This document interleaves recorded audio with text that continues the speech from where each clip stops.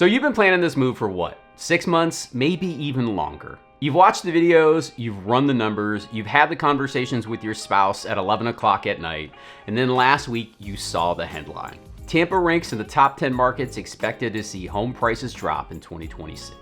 And now you're sitting here wondering, am I getting this wrong? Am I making the right decision? And here's what I want to tell you right up front. Before we get into any data today, before I show you a single chart, the headline is real. The data behind it is real. And it's almost certainly not talking about you. See, the thing that nobody in these crash videos ever wants to tell you, the thing that changes the entire conversation, is that the Tampa Bay real estate market in 2026 is not one market. It's two completely different markets wearing the same name. And once you understand which one of these you're actually buying into, the whole picture shifts. And that's what we're doing today. I'm gonna walk you through the real numbers, not the scary headline version, not the hype version. And by the end of this video, you're going to know exactly what's happening, why it's happening, and what it actually means for you and your family's move. So let's get into it. Now, I've helped over 200 families make this exact move, and I've watched two kinds of people get it wrong in this market. The first kind bought without asking enough questions. They picked a house before they understood the kind of property they were getting into, the carrying costs, the flood zones, the HOA pictures, and we've talked all about these things on this channel before. But the second kind, they've talked themselves out of moving based on the headlines that weren't describing their specific situation. And waiting cost them either in time or in the deal they would have gotten if they would just have moved 6 months or a year earlier when they started the process. And both of these mistakes are expensive, and both of them happen when you're working with incomplete information. So let me give you the complete version. And before you jump off a cliff with, hey, this guy's just trying to convince you of anything, I want you to understand that every situation is unique. Your situation applies to you. It may not be the right time. So as we dig through this today, please understand I'm trying to inform you, not to convince you. You need to make the best decision for you and your families. And if you're wondering who I am and why I can share that information, my name is Juan Alcalá, and 7 years ago, my wife Kate and I packed up our family of 5, sold almost everything we owned, moved 1,200 miles south here to Tampa Bay. So I felt the exact same fear you're feeling right now. I wasn't watching the market as an agent back then. I was watching as a guy who was about to bet his family's future on a decision that once done is very difficult to be undone. And that's the lens I bring to this. And I'm not here to give you the spin. I'm gonna give you what I would want to know if I were sitting where you're sitting today. And we need to start here. The scariest number in the Tampa market has nothing to do with your move. Okay, so here's the thing that changes the entire conversation. When you see the headlines like Tampa home prices down 6% year over year, and yes, that number is real. It's from Zillow. What you're looking at is a blended average. It's mixing two markets together and giving you one number. And that number is almost entirely driven by one half of the market, condos and townhomes. Here's what Florida realtors actually report to the Tampa metro areas as of late 2025. Single family home prices are down about 1.5% year over year. Condos and townhome prices are down almost 12%. Same market, same headlines, two completely different stories. And here's why this matters to you. If you're a relocating family looking for a single family home in a good school zone in a non-flood zone community, which is what the overwhelming majority of people who call me are looking for, you're not buying into the market that the crash content is describing. You're buying into the market that's down 1.5%. Remember, these are the same homeowners who have almost 60% more equity in the last 5 years. So the question becomes, why are condos and townhomes getting hit so much harder than single family homes? First, the post-Surfside litigation. After the Surfside condo collapse in Miami in 2021, Florida passed new laws requiring structural inspections and mandatory reserve funding for older buildings. And that's a good thing. It was necessary. But what it did was surfaced a lot of deferred maintenance costs that hadn't been priced in. Suddenly, buyers were looking at buildings with HOA fees jumping from $300 to $400 to $500 a month, and they were walking away. Second is insurance. Condo buildings have had a hard time finding coverage, and when they find it, the premiums are getting passed to the unit owners through special assessments. And I know because I was just going through a condo purchase with one of our clients on the beach, and trust me, we ran into a lot of these challenges. Now, third, financing has gotten even more complicated. A lot of lenders have tightened up their condo approvals, which shrinks the available buyer pool. So when you see Tampa prices dropping, you're mostly seeing a structural correction in one property type, driven by factors that are specific to that property type. That's not a market crash. That's a market making a necessary adjustment. And here's where that gets interesting, because the inventory story is the one that's really scaring people. And the headline version is very different from what it actually means for a family relocating here. More home sales doesn't mean what you think it means. Inventory is surging, supply is exploding, Tampa has more homes on the market than ever. I've seen all those headlines, and I get why they're alarming. Because in 2008, the last time you heard language like that, it preceded a 30, 40, 50% drop in home prices in some markets. So let me show you the actual number and then put it into context. As of early 2026, Tampa's single-family home market has approximately 6 months of supply. 6 months. Economists, not real estate agents, economists call a 5 to 6 month supply a balanced market.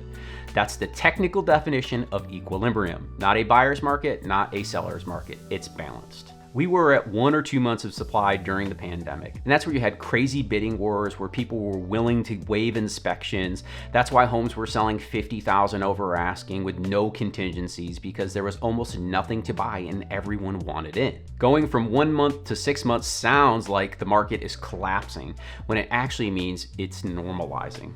Now, the condo market is in buyer's territory. Around 13 months of supply, firmly in buyer's territory. So again, the blended headline sounds terrifying, but for single family homes, we're just back to a functional market. And here's what that means for you and your family. You now have time to make a decision. And if I'm transparent with you, what our clients are seeing is they're usually negotiating somewhere between 4 and 7% off the asking price on a regular basis. You can tour 6 homes instead of 2. You can schedule a second showing on a property so you can really be comfortable with it. You can actually bring an inspector in without worrying that you're gonna lose the house while you're waiting for the report. You can ask for seller concessions, and sellers are saying yes. In 2021 and 22, we couldn't give buyers those things. They were being asked to make $550,000 decisions in 48 hours or less. Now, if you're a careful, analytical person, which you are, you're still here watching a YouTube video about the housing market, this is the market that is actually built for the way that you make decisions. But there's a specific data point that is freaking people out more than inventory, and it's the days on market number. And I want to show you what this actually tells us. A house sitting for 67 days isn't a warning sign necessarily. It's usually a gift. Homes in Tampa are averaging about 67 days on the market right now, according to Redfin. Last year, that number was right around 48 days. If you're a seller, that change matters a lot. You need to price it right, present the home well, and be patient. If you're a buyer, specifically a relocating family trying to make a careful, thoughtful decision, 67 days is a gift. And here's one of my favorite things I get to tell buyers right now. You can actually think. We recently had a family move here, government employees from the Pacific Northwest, 2 kids, had done all the research, who called me last fall convinced that they needed to make an offer within 24 hours of seeing a house or they'd lose it. And while that was true in 2022, it is not true today. And they toured communities and homes over the course of a few days. We went back to their top 2 priorities. We ran insurance estimates on both. We checked the flood zone overlays. We talked to the HOA in one of them, and we were able to negotiate a seller concession that covered most of their closing costs. And I'm here to tell you, none of that was possible in 2022. The market is literally giving you the ability to buy the right house instead of just buying a house. Because the logic, 67 days on markets means sellers are negotiating. What's the meaning? You don't have to bet your family's future on a 48-hour decision. Now here's the question that my fellow analytical mindset people get to eventually. And I want to get here before you do because it's the right question. Okay, Juan, the market is balanced. The adjustment is mostly in condos, but what's going to stop the market from continuing to slide? What's the floor? And honestly, that's a great question, and it's the same one I have to ask myself every day. And the answer is what makes Tampa different from the markets that actually crashed. And here's why this is in 2008, and it's not even close. So let's start with what actually caused that 2008 crash. 3 things had to be true simultaneously. Reckless lending at a massive scale, severe oversupply of housing, and panic selling driven by job losses and foreclosure cascades. And all 3 of those things happened at once. But here's the Tampa Bay picture in 2026. As far as lending goes, underwriting standards today are completely different. In 2006 and 2007, you could get a no-doc loan, a no-income verification loan, an adjustable rate loan designed to reset at a payment the borrower mathematically could not afford in the future. And this is not what is happening right now. The buyers who are closing are qualified. The default risk profile looks nothing like 2008. Now, what about the oversupply? Yes, inventory is up, but there are 6 months of supply, not 18. And here's something the headlines don't mention. Tampa led all Florida markets in residential building permits in January of 2026, 31.6% of the statewide total. That tells you builders are still seeing demand. They are not abandoning the market. They're actually pricing in incentives to compete, which is great for home buyers. And they're still building because the long-term picture still makes sense to their business. And when it comes to that demand floor, we have the HQ effect right now. Tampa Bay wages grew by 5% last year. The average worker in this metro earns around $66,000. The median household income hit $76,000. And the net worth for the typical Tampa Bay household grew 6.2%. That's faster than the national average. And that's not some random wage growth, it's structural. Tampa ranked in the top 5 cities of the country for corporate headquarter relocations. Not in the top 25, the top 5. And the site selection consultants, the people whose entire job it is to find the best city for a company to put up its flag, are picking Tampa. In just the last few months, Wagamama moved its entire US headquarters from New York City. Limbaugh Holdings, a publicly traded company on the NASDAQ, relocated its headquarters from Pennsylvania to Tampa. And that happened just 5 days ago. That's not old news, that's happening right now. The Tampa Bay Economic Development Council closed 29 corporate projects in its last fiscal year. That's 2,200 jobs and $273 million in capital investment. Why does this matter to you? Because jobs are the floor. The markets that crashed in 2008 didn't crash because houses got overpriced. They crashed because people lost their jobs at massive scales and couldn't make their payments, so they sold, which drove down prices, which triggered more selling. When companies are relocating their headquarters to a city, that's the opposite signal. They're committing to putting high-earning employees here. And those employees need housing.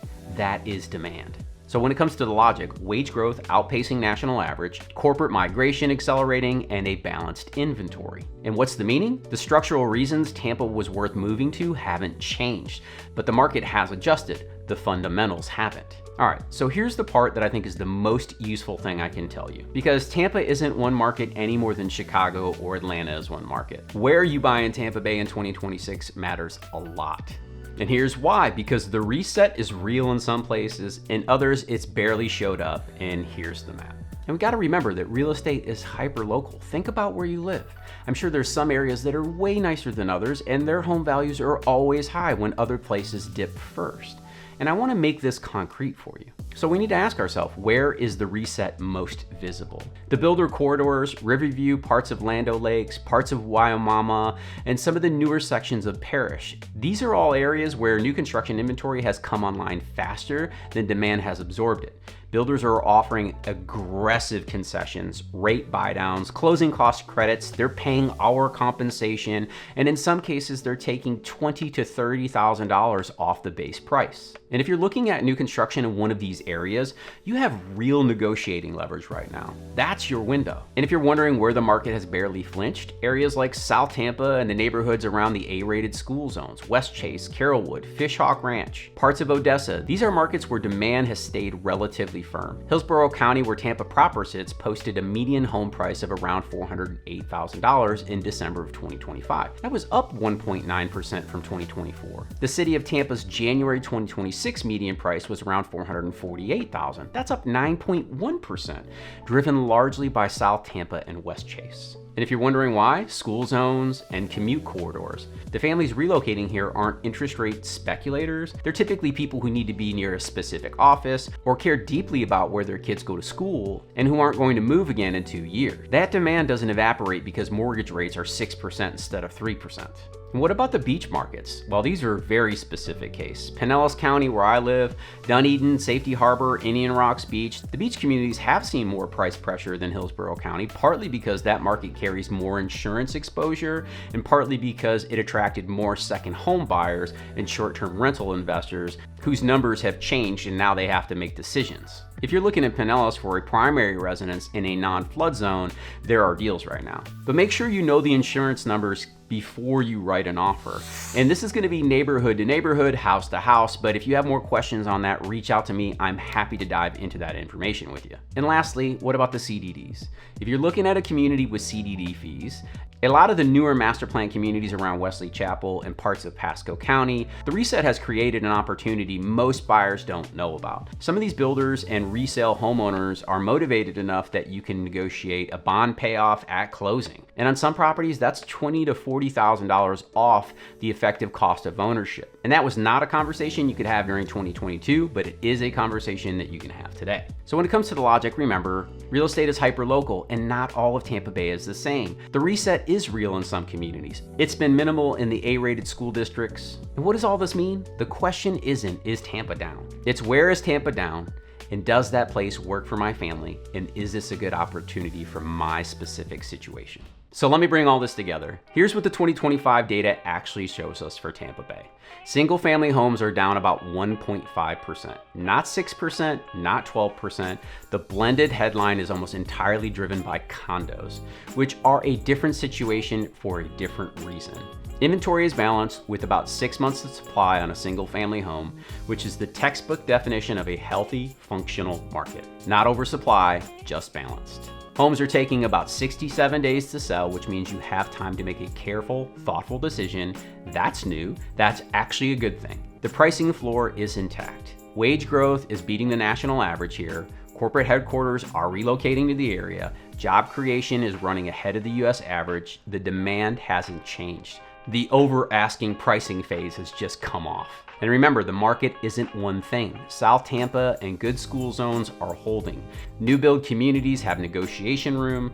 Pinellas County has opportunity with caveats. Make sure you keep that in mind. And the question is always, which Tampa are you buying into? And does that Tampa work for your family and your ideal lifestyle? And here's my honest read on this. The families I worry about aren't the ones who moved to Tampa in 2026. The families I worry about are the ones who let a headline that wasn't describing their specific situation talk them out of a decision they've been building towards for months, if not years. Good stewardship of your family's next chapter isn't about timing the market perfectly. It's about understanding what the market is actually doing, not just the version designed to get clicks on YouTube, and making a decision from clarity instead of fear. And that's my hope for you, whether we work together or not. And if you do want to run those numbers on a specific neighborhood, school zones, insurance estimates, real carrying costs, that's exactly what me and my team do. We've helped over 200 families make this move, and the first conversation we have with anyone is just that, a conversation. I've left a link in the description below. We'll jump on Zoom. There's no pressure, and we'll figure out whether Tampa actually makes sense for you and your family, and if so, which part of Tampa makes the most sense. And if you found this video useful, if it gave you a clearer picture than what you were seeing before, that's why we put out a video like this every single Saturday. Make sure you subscribe so you don't miss any weeks that are relevant to your move. I'm gonna put 2 more videos up here that I know are gonna help you with that decision as well. And as always, until next time, go out and live that Tampa life.